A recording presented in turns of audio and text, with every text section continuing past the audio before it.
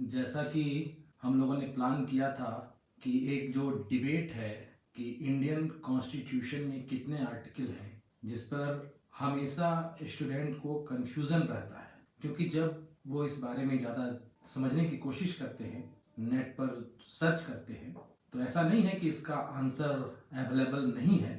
बहुत सारी वेबसाइट्स हैं जहाँ पर सही तरीके से बतलाया गया है कि वर्तमान में क्या पोजीशन है टोटल नंबर ऑफ आर्टिकल्स की, लेकिन ज़्यादातर डिफरेंसेस मिलता है और इसके चलते एक कंफ्यूजन बना रहता है कि इसका आंसर कैसे दिया जाए।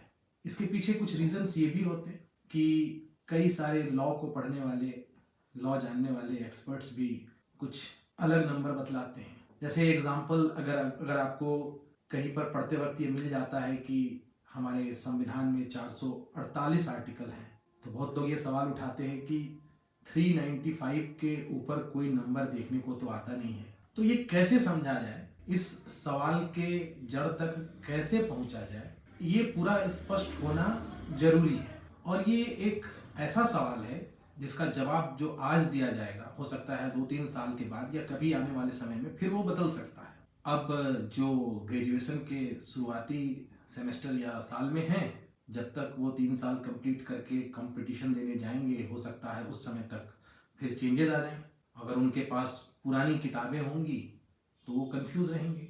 नेट पे अगर 2-3 जगह अलग अलग तरह की बातें मिल गई तो उनका कंफ्यूजन बना रहेगा। तो सही रास्ता क्या हो जिससे हम इस बात को अच्छी तरह समझ लें कि हम जब भी इस मामले में बात करने जा रहे हैं तो हम एग्जैक्टली बता सकें कि संविधान, क्योंकि भारत का जो संविधान है वो हमें पता है कि विश्व का सबसे लंबा लिखित संविधान है। ऐसा क्यों है, इसके भी अपने कारण हैं। क्योंकि अगर हम अमेरिका के संविधान की बात करें तो स्पष्ट है कि अगर हम कहेंगे तो 7 आर्टिकल्स से बना हुआ वो कॉन्स्टिट्यूशन है। और भारत का संविधान जो बना तो भारत के सामने जो समस्याएं थीं, जिस तरह से भारत का संविधान विकसित हुआ, इस संविधान में जो अच्छाइयां हैं वो बदल ना दिया जाए आसानी से, ये एक डर था।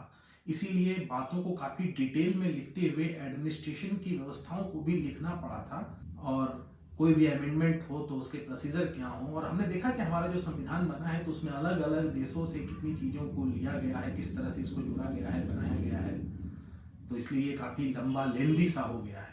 तो आप जब इस समस्या पर विचार करेंगे तो जैसे अगर हम कहेंगे, यहाँ पर वर्ड्स का कुछ फर्क आपको समझना पड़ेगा। इंडियन कॉन्स्टिट्यूशन कंसिस्ट ऑफ, अगर आप देखेंगे तो अभी भी कंसिस्ट ऑफ 395 आर्टिकल्स, क्योंकि संख्या के आधार पर आपको 396वां आर्टिकल नहीं दिखता है, 396 नंबर का आर्टिकल आपको नहीं दिखता है। तो कंसिस्ट 395 आर्टिकल्स का ही है। लेकिन अगर इसी सवाल को पूछा जाए कि टोटल नंबर ऑफ आर्टिकल्स कितने हैं इंडियन कॉन्स्टिट्यूशन में, तो अब यहां पर बात बदल जाती है, क्योंकि अलग अलग अमेंडमेंट्स के द्वारा अलग अलग समय में इसमें बहुत सारे आर्टिकल्स को ऐड किया गया है। सिर्फ ऐड ही नहीं किया गया है, समय समय पर कई सारे आर्टिकल्स ओमिटेड हैं। जो कॉन्स्टिट्यूशन का ऑफिशियल वर्जन होता है उसमें जनरली आर्टिकल्स जो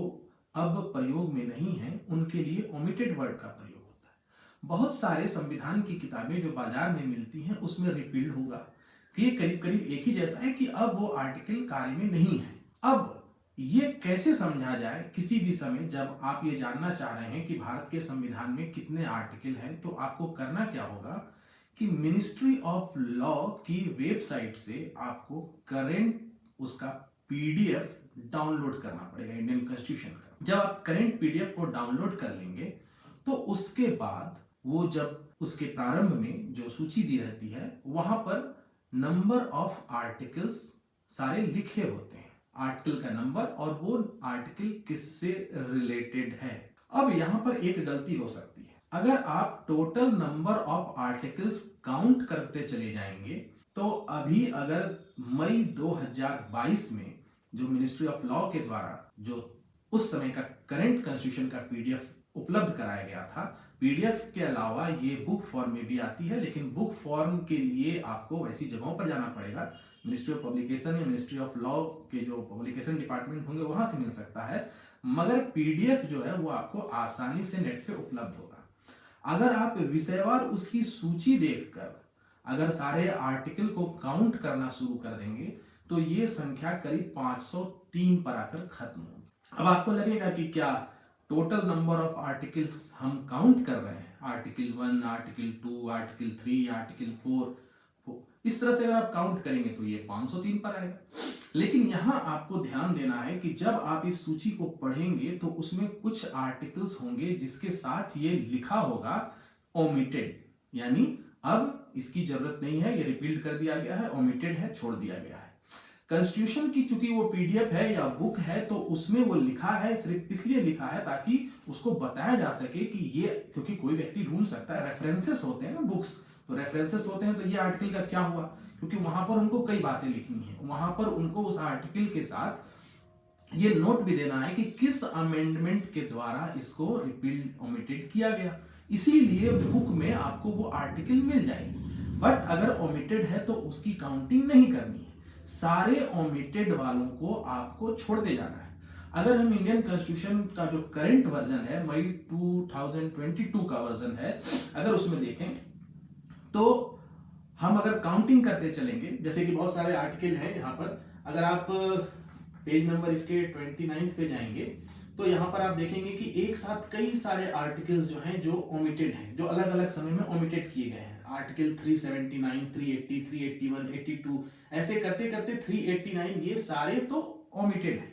अब जो ओमिटेड आर्टिकल हैं उसको काउंट नहीं करना है, आपको काउंट करना है सिर्फ उन्हीं आर्टिकल्स को जो ओमिटेड नहीं है।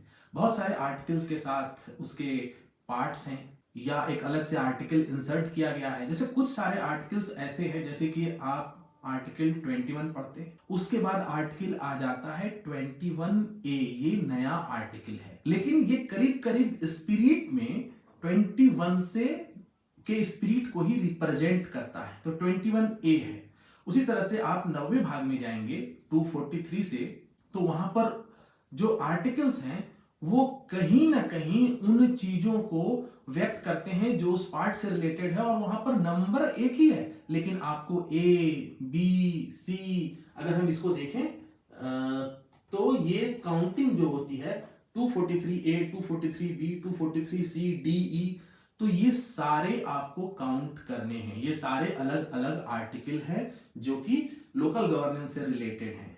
इस तरह से आपकी जो काउंटिंग होगी, अब यहां पर एक गलती और हो सकती है। जैसे ही आप आर्टिकल 395 में जाएंगे, क्योंकि अभी आपको बताया गया कि अगर वो ओमिटेड है, रिपील्ड है, तो उसको काउंट नहीं करना है।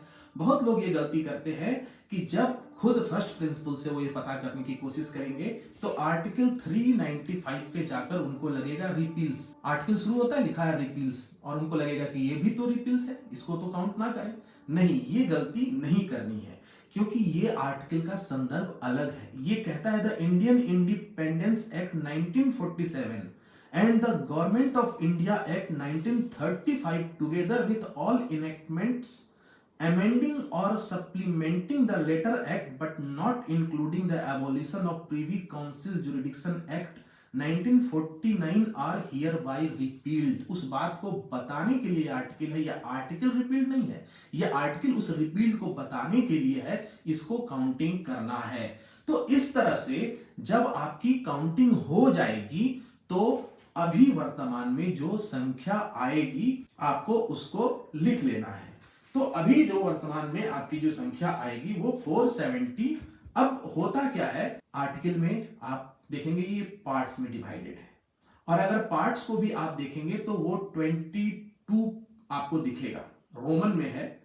अब 25 पार्ट्स हैं, तो होता क्या है कि जैसे 4, तो 4 के साथ 4A ऐड किया गया है। तो इसी तरह से article 395, Indian constitution consist of 395 article, but आप टोटल काउंट करेंगे तो ये 470 अभी जो है working articles, total number of articles, यानी कि क्वेश्चन अगर आप कहेंगे तो समझना पड़ेगा कि वर्ड्स क्या है। वर्ड्स अगर टोटल नंबर्स है तो 470 है, कंसिस्ट ऑफ है तो 395 है। डिबेट चलते लोग कहते नहीं 395 आर्टिकल से ही बना है, कंसिस्ट ऑफ 395 आर्टिकल।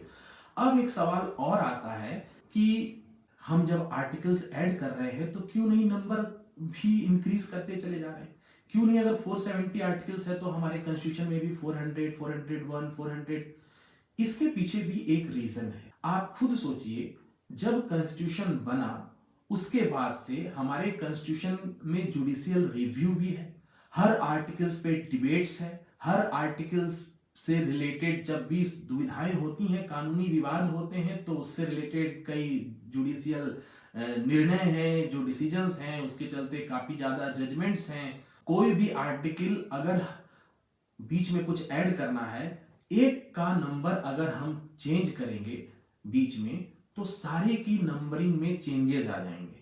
और जब सारे की नंबर में चेंजेस आ जाएंगे तो कितनी बार हमें लिखना पड़ेगा कि मान लीजिए अगर कोई आर्टिकल 15 है, तो हमको लिखना पड़ेगा कि 15 which was previously 15 now it's 16।